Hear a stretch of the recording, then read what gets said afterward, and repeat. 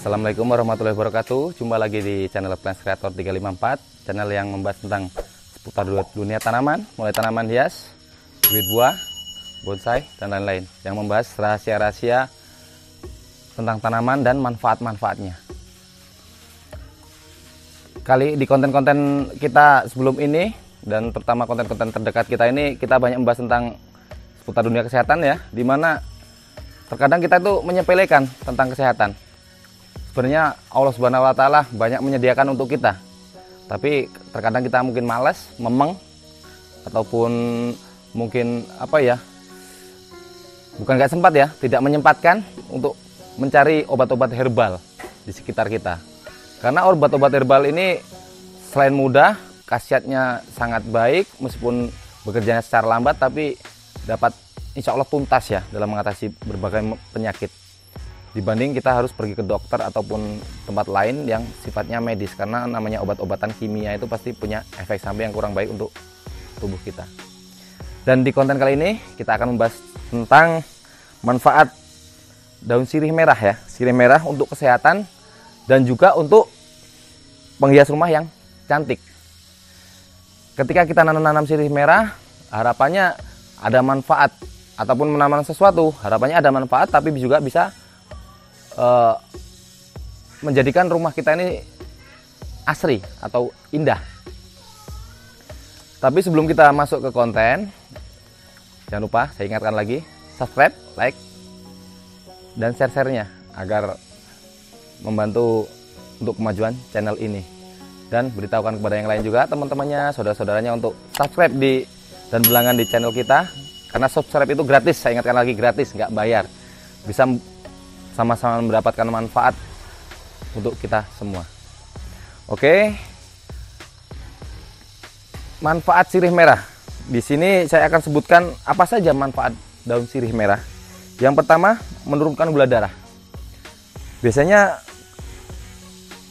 diolah dalam bentuk minuman ya. Sirih merah ini yang pertama bisa diolah dalam bentuk minuman. Yang kedua bisa dalam bentuk oles atau gosok atau usap. Dalam bentuk minuman seperti menurunkan gula darah, menurunkan kolesterol, mempercepat penyembuhan luka bakar. Nah, kalau mempercepat luka bakar ini biasanya kita kita petik, kita hancurkan dengan tangan dan kita oleskan di luka ya. Yang kelima, yang keempat, membantu menurunkan depresi dengan cara diminum. 5, menjaga kesehatan mulut dan gigi dengan cara dikumur. Yang keenam, menjaga kesehatan saluran pencernaan dengan cara diminum juga. 7, meningkatkan energi. Jadi mungkin yang gampang lemes, ini juga bisa meningkatkan energi buat kita ya. 8, mengobati mimisan. Jadi ketika mimisan biasanya cukup dioleskan dan disumbatkan di hidung. Tapi jangan terlalu dalam ya, nanti bisa masuk ke hidung lagi. Jangan sampai, sekiranya secukupnya. Insya Allah, karena sirih yang hijau saja ampuh, apalagi yang merah, karena sirih merah ini punya banyak kelebihan ya, terutama zat-zatnya yang lebih tinggi daripada yang jenis hijau. Yang ke-8, mengobati mimisan. 9, mengobati radang prostat. Yang ke-10, untuk kewanitaan. Nah, untuk kewanitaan biasanya untuk cuci dicampur dengan air, bilas untuk mencuci bagian organ kewanitaan ya. Dan yang 11, untuk wajah. Bisa sebagai pengganti kosmetik. Jadi sesuatu yang alami insya Allah akan menghasilkan sesuatu yang baik untuk tubuh kita. Sehingga saya anjurkan kita coba mulai hari ini dan seterusnya, harapannya bisa mengkonsumsi obat-obat herbal ataupun tanaman-tanaman herbal yang baik untuk kesehatan. Dan insya Allah nanti ke depan kita akan ulas satu persatu tanaman apa saja yang baik untuk kesehatan, bisa untuk mengobati penyakit. Insya Allah ke depan kita akan kupas satu persatu ya di kesehatan, karena kesehatan ini sangat penting. Karena dengan kesehatan kita bisa bekerja, kita bisa beribadah dan segala macam. Tapi ketika kita sakit, kenikmatan itu terasa hilang. Yang manis jadi pahit, jadi lemes, mungkin hanya di kamar saja dia jadi males. Jadi makanya coba jaga kesehatan, karena kesehatan itu penting. Dan selain itu imbangi juga dengan olahraga seperti lari ataupun gerakan-gerakan yang sifatnya sederhana tapi bisa membakar racun dalam tubuh kita. Dan Sirih merah ini selain kaya manfaat, daunnya juga cantik. Dia mempunyai serat-serat daun dan warna daun yang cantik, yang dengan bertipikal merambat. Dan cara penanamannya pun mudah, karena di setiap ruas daun itu ada akar. Cukup tancapkan satu atau dua ruas daun, tancapkan di media. Dan ini juga karena menjulur, bagusnya bisa dibikin menjadi tanaman-tanaman vertical garden ya.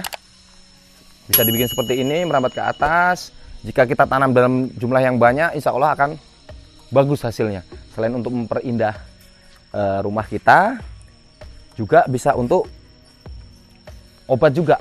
Bisa untuk obat, bisa kita nikmati pemandangannya.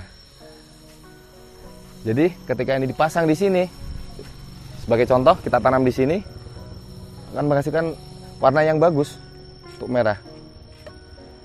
Insya Allah ke depan kita akan buat juga untuk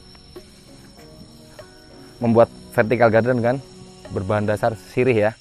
Ini masih saya siapkan, tapi belum sempat untuk mengelola sampai rumputnya tumbuh banyak ini ya, karena belum sempat waktunya.